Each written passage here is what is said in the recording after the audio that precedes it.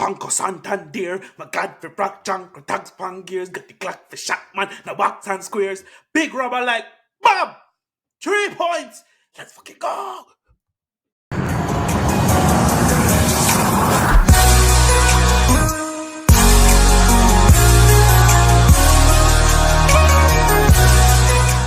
Yo, welcome back to the Fight House podcast, people. This is your Spurs versus Chelsea match reaction, and I'm buzzing. Let's go! Yes, people, wagwan. I am absolutely buzzing after a 4-3 win at Tottenham Hotspur, at the Tottenham Hotspur Stadium. I'm loving life, blood. I'm loving life as a Chelsea fan these days, blood. Absolutely buzzing, absolutely happy with the win, but I'm gonna be real. That game was that game was too open for my liking. We started the game very, very, very poorly, and we could have easily lost that game. And I'm not exaggerating at all. We were horrible at the back. Let's start there. We were horrible at the back. Firstly, I'm getting ahead of myself. Let's start with Maresca's starting 11. And I will have that up here now.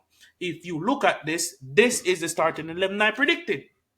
You know, we know how the game went. Sancho was up. Sancho and Neto was out wide. Palmer is in 10, drifting in his right half space. Enzo was more forward than Lavia, and Caicedo would step in the midfield.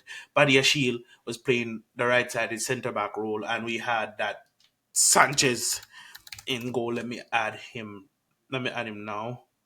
This scrub. So frustrated about that Sanchez performance. But let's talk about the first half performance. We started the game very off the mark. The first 15 to 20 minutes in the game, we were very slow and we were shaken. Spurs rocked up and Spurs were up for this game, right? And one of the biggest mistakes we kept making was Kukurea slipped on the ball and got in behind, and we were punished. I think Kulusevski was the first one who played the ball in, and Solanke scored, and Kukurea slipped again. This time, Brendan Johnson taking advantage of that, plays the ball in, and we concede again, and we're 2-0 down in the first half. Immediately after being 2-0 down, Sancho picks up the ball on the left-hand side, and he scores a banger. Sancholini, Sanchino, Sanchavinio, my baller. I'm buzzing, bro. I'm buzzing. Finally got this dub. Well, finally got a big 6 dub, right? And then, as the game went on, it was very, very open. Badiashile, you were criminally bad in defense today. You were horrible in defense today, right? You did get better in the second half because of the switch that Enzo Maresca made, but this was horrible defensively today. And Sanchez, oh my goodness. Why are you so horrible, man? Right? You're playing out from the back. You're playing the ball out for a throwing. You're playing the ball to our opposition. And I said this in my preview. If Tottenham presses us high and we have defensive mistakes at the back, we were going to be susceptible to goals. And so said, so done. Granted, 2 goals came from the mistake, but Tottenham could have easily had a third or a fourth based on the errors we made at the back. Thank goodness Sancho got that quick goal after the second goal to make it 2-1. Game played out. Got in at the second half. Got in at halftime with 2-1. Then the second half started. And Cole Palmer wins a penalty. I'm sorry, Moises Caicedo wins a penalty. Right? But before we get into that, we have to talk about the tactical switch that Maresca made. And this was it. Let me just quickly do this here for you guys so you guys can see. The tactical change that Maresca made was this. He took out Lavia, right? And he substituted Gusto. And actually had a right back playing at right back. Right? So subs were made here. And so you had a midfield partnership of Enzo Caicedo and Palmer, but Palmer's drifted in the right half space, and Enzo still doing up top. So you kind of had a single man pivot, but this time, Correa was stepping in the middle of the park, and he had Badia Shield more out wide. Now Badia Shield did have some iffy moments in the second half, but he was much better in the second half. And I will bring this up on the breakdown and in our match analysis in the week with Marshall and Robert. And then after that, we started playing. After that, we started playing. Once that tactical switch was made, we were balling. We started to play. Enzo Fernandez. Thank you, brother, for proving me right. Thank you for proving me right. Right? Absolutely buzzing. Thank you for proving me right. Also, Cole Palmer. Cole Palmer. Cole, Jermaine. I not even know if Jermaine and William, but Cole Palmer. Two penalties. Two banger of penalties. Right? Once this guy said wins the penalty, Palmer steps up to the slot. But the Spurs fans trying to throw him off, steps up, places it in the left hand corner.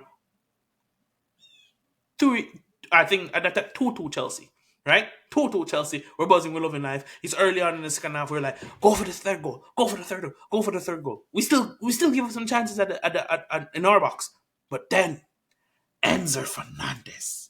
Enzo Fernandez. Enzo Fernandez rose to the occasion. What a goal! What a goal! In the near post of the keeper. What a goal! Right? And I was buzzing.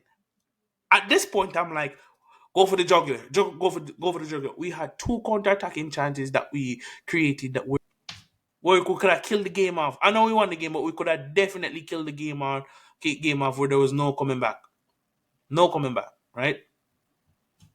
And lo and behold, Cole Palmer again with another penalty, which gives us another, which ultimately wins us the game.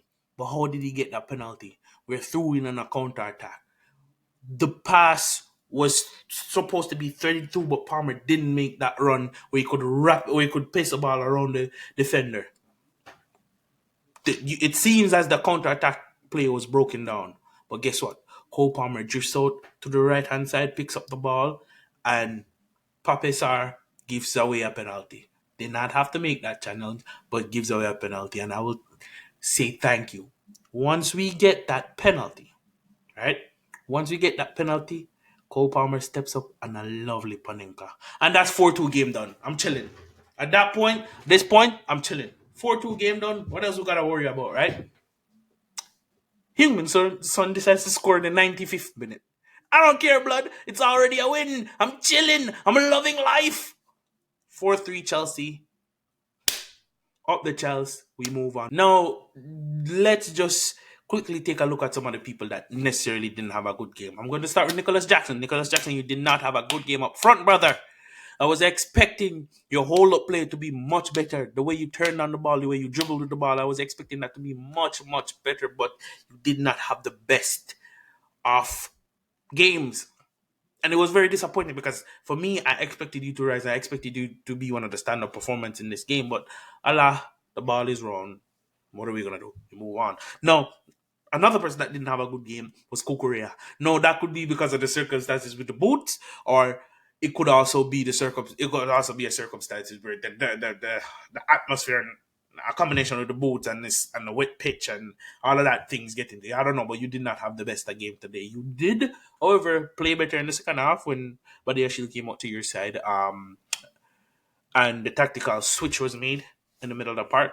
However, you did not have the best of games. And again, this game was so open, I can't really focus on you too much. But at the back, Badia Shield, very, very, very bad game. I'm actually disappointed. Malagusta stepped in. Malagusta played well, and yeah, those are the people that I'm disappointed in. And Pedro Neto, man. I can't believe I'm saying this, but did Udogie or Udoge locked you up? Come on, man. Better than that, my side. Right? And I wanted to see Madueke come in a bit early to see if he could get some change. Please remember to like, share, comment, subscribe. And yeah, we move up the charts.